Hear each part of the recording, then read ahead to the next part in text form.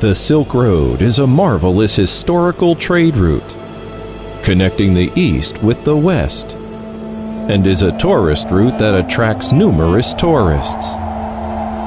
During the route's prosperous period, brave trade caravans started from Chang'an, a capital of ancient China, passed through the He Corridor, crossed over the Pamirs, and eventually reached Europe.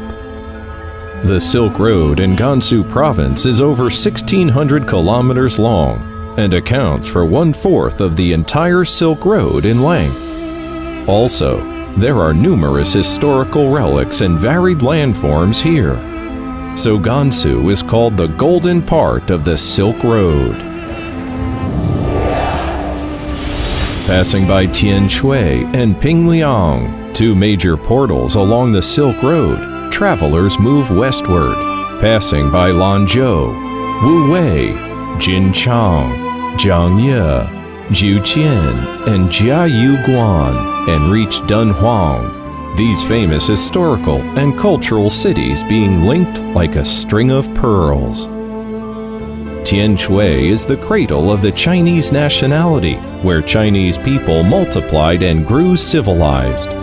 Here was born Fu Xi, father of Chinese civilization, for whom a national-level grand public memorial ceremony is held here every year. In Meiji Mountain, which looks like a stack of wheat, there are over 7,000 sculptures made in different Chinese dynasties. Here, tourists can have an overview of the artistic history of Chinese Buddhism and enjoy the most exquisite Chinese sculptures. Kongtong Mountain in Pingliang is renowned as the #1 mountain of Taoism. It is the mythical site where the Yellow Emperor, also known as Huangdi, or his given name, Xuanyuan, sought advice on administering the country and how to stay in good health from Guanchengzi, the progenitor of Taoism. Lanzhou is the only provincial capital that the Yellow River passes through. The beef noodles here deeply impress the never-satiated tourists.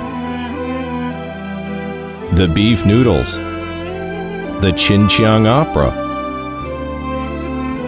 the ancient water wheels and the sheep-hide rafts constitute a scene of unique folk customs in the city. The Yellow River originates in Qinghai and takes shape in Gansu, as it flows for 913 kilometers through Gansu Province and forms various wonderfully engraved landscapes by eroding the banks. The Yellow River Stone Forest in Jingtai is a grand and magnificent canyon stone forest within the long, winding Yellow River. In northern China, there are 3 gorges of the Yellow River, whereas in southern China, there are 3 gorges of the Changjiang River. Here you can see the well-known Bingling Grottos, mist-covered high gorges and huge lakes, the Danxia Stone Forest with thousands of peaks, rare dinosaur footprints, and migrating birds in flocks and flowery Taiji wetland, which jointly constitute the magnificent wonders of Linxiahui Autonomous Prefecture, lying in the upper reaches of the Yellow River. Linxia is also the hometown of Hua-Er, Flower, the folk song popular in northwest China. Gan'an, a land of snow and Buddhism closest to China's hinterland. If one could say that life is a predestined yet unexpected meeting, let's come here to feel the power of faith and experience a land that lies between a fluctuant mountain chain and extensively shaded steppe to feel our souls soar free. Heading westward from Lanzhou, we enter the well-known He Corridor. Wuwei is an ancient city with a history of over 2,000 years. The well-known galloping horse treading on a flying swallow, unearthed here, has become the tourism sign of the country. It is the legendary flying horse.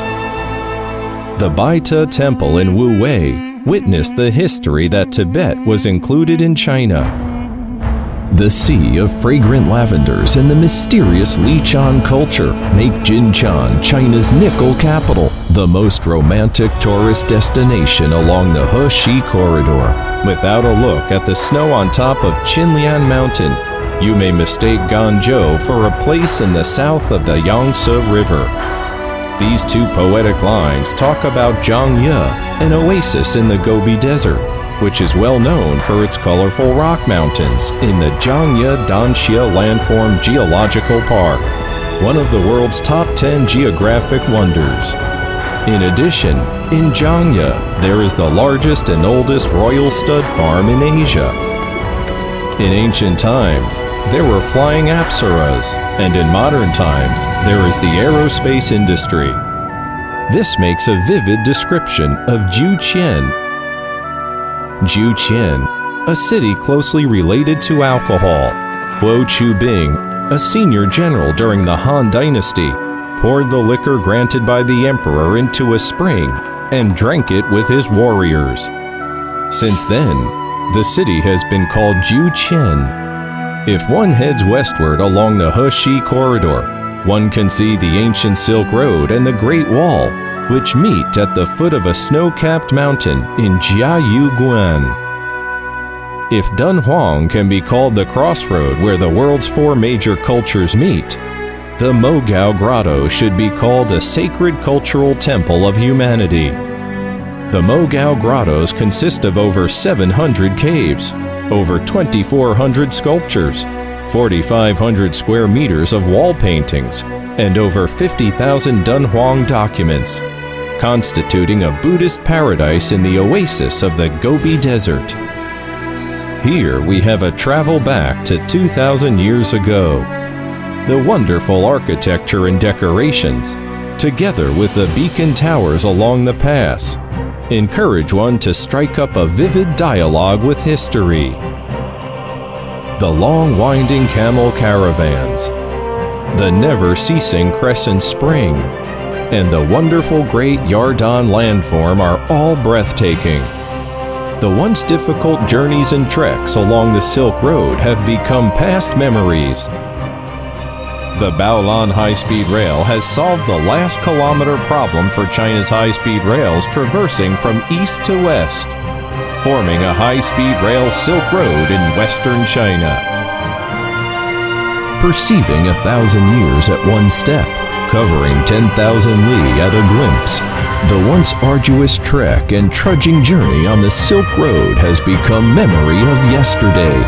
Today, countless tourists from home and abroad are going on the golden section of the road, seeking a spiritual homeland of the Silk Road civilization and recording a new chapter of communication in human civilization. Harmonized Silk Road, beautiful Gansu.